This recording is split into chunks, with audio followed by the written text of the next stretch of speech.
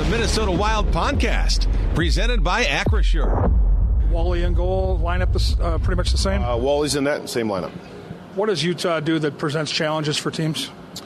Well, they're a fast team. I think they have a lot of skill. I think they're a team that is quick in transition. They're good off the rush. I think they have a lot of fast, tenacious players.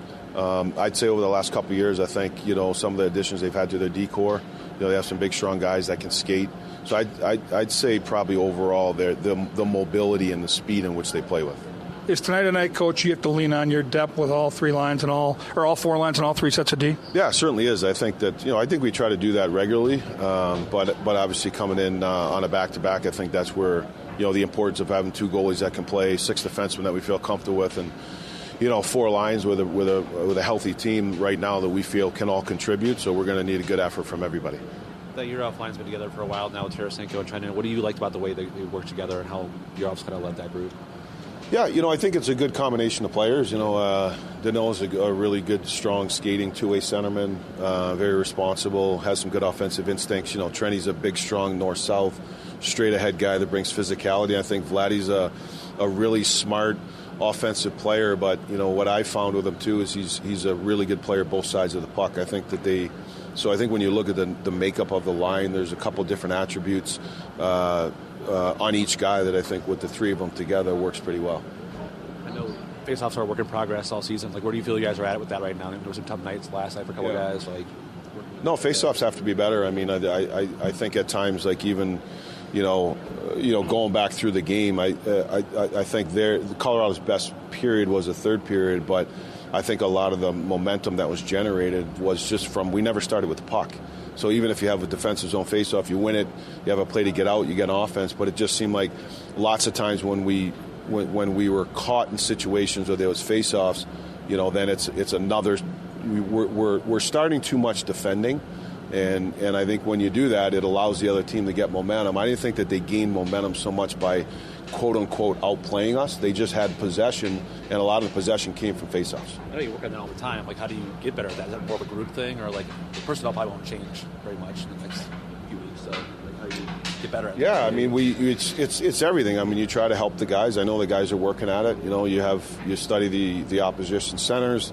You work on it, before and after practices. There's individual video, with guys. And sometimes it's not all the center. Sometimes it might be a 50-50 puck and you need your wings and D to help.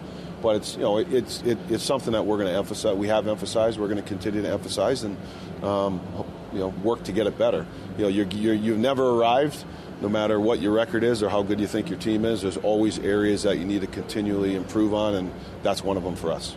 Willie said what he likes about Quinn Hughes is how he always calls for the puck. He always wants the puck. Have you ever been around a defenseman who wants the puck that as much as Quinn Hughes does, or calls for it that much? Yeah, I think a lot of, I've had experiences being around a lot of good players. I do think good players want to have the puck in their stick, but I do think that maybe a little difference with Quinn demands it.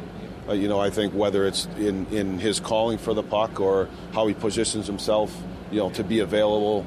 And I think when he, what I see with his hockey sense is when he is available or he knows he's going to be available, I think that's lots of times when I see him, that's where he demands it. Gus okay? Tonight? Yeah, Gus good. What did a guy like Clayton Keller provide for the Olympic team when you were there last week? Yeah, first and foremost, Kells was, one of the big things with the Olympic team was I think a bunch of NHL All-Stars that came together and were bought into the team concept, and Kells was no different. Great teammate, great coachable, fun guy to be around, loves the game, and he brought what he brings here. I mean, he's a really smart offensive player, plays strong both sides of the puck, very competitive, quick. So it was great to, I've known him and I've coached against him, but I didn't get a chance to spend as much time with him as I did there, and very impressed with him not only as a player but as a person. For an extraordinary advantage in sports, you need a game plan. For an extraordinary advantage everywhere else, all you need is Acrisure. With a high-tech human approach to insurance, cybersecurity, and more, Acrisure helps you take care of what you care about. That makes winning easy. See what Acrisure's extraordinary advantage can do for you at Acrisure.com.